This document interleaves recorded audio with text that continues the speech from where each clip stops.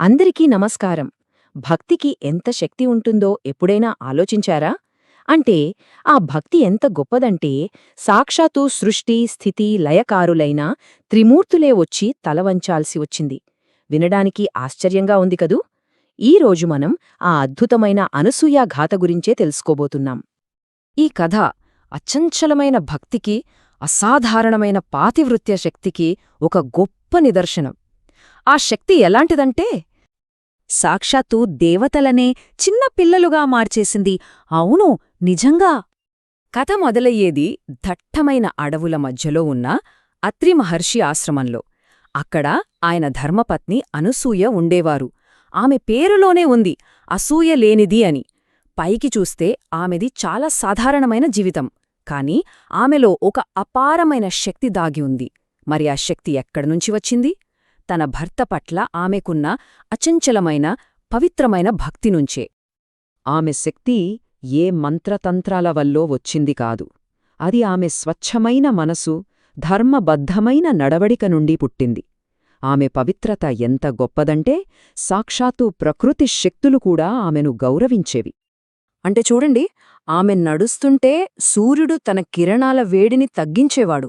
అగ్ని కూడా ఆమెను తాకడానికి భయపడేది. ప్రకృతిలోని ప్రతి అంశం ఆమె ధర్మానికి తలవంచిందన్మాట. ఆమె శక్తి అలాంటిది. కాని ఇంత గొప్ప శక్తి స్వర్గంలో కొందరికి కంటగింపుగా మారింది.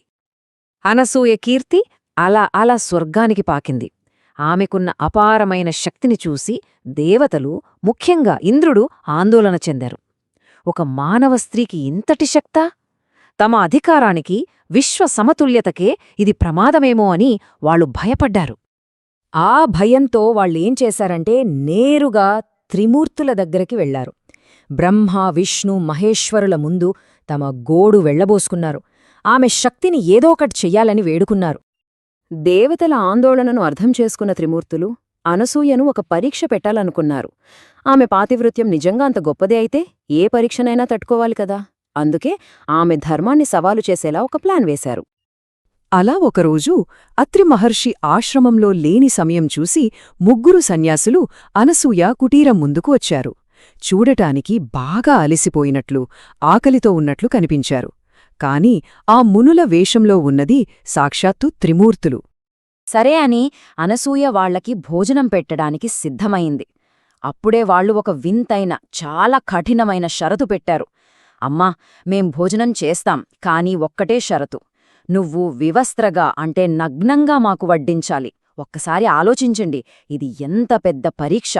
ఒకే దెబ్బకి ఆమె పాతివ్రత్యాన్ని, ఆతిథ్య ధర్మాన్ని రెండింటినీ దెబ్బతీయాలన్నది వాళ్ల పన్నాగం. దీంతో అనసూయ ఒక పెద్ద ధర్మసంకటంలో పడింది. అతిథులను కాదంటే ఆతిథ్య ధర్మానికి భంగం, వారి కోరిక తీరుద్దామంటే పాతివ్రత్యానికి భంగం. ఇప్పుడు చెప్పండి, ఈ అగ్ని పరీక్ష నుండి ఆమె ఎలా బయటపడుతుంది? అయితే దేవతలు ఊహించనిదొకటుంది. అదే అనసూయ యొక్క అపారమైన వివేకం. ఆమె వాళ్లు పన్నిన ఉచ్చులో చిక్కుకోలేదు. దానికి బదులుగా ఆ ఉచ్చునే తలకిందులు చేసింది.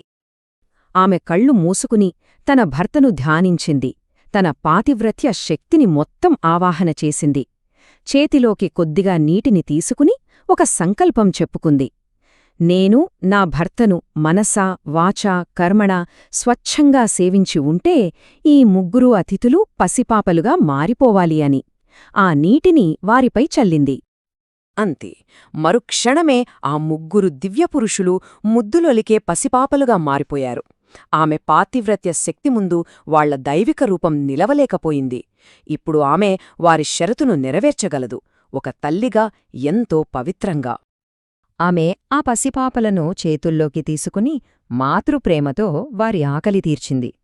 చూశారా, ఇలా ఆమె అతిథి ధర్మాన్ని పాటించింది. అదే సమయంలో తన పాతివ్రత్యాన్ని కాపాడుకుంది. దేవతల పరీక్షలో ఆమె సంపూర్ణంగా విజయం సాధించిందన్నమాట. ఇంతలో అత్రి మహర్షి తన తపస్సు ముగించుకుని ఆశ్రమానికి తిరిగి వచ్చారు. ఉయ్యాలలో ఉన్న ముగ్గురు శిశువులను చూసి తన దివ్యదృష్టితో జరిగినదంతా గ్రహించారు. తన భార్య వివేకానికి, ఆమె శక్తికి ఆయన మనస్సు ఆనందంతో నిండిపోయింది. అత్రి మహర్షి ప్రార్థించగానే ఆ శిశువులు తిరిగి తమ తమ నిజరూపాల్లోకి అంటే త్రిమూర్తులుగా మారిపోయారు.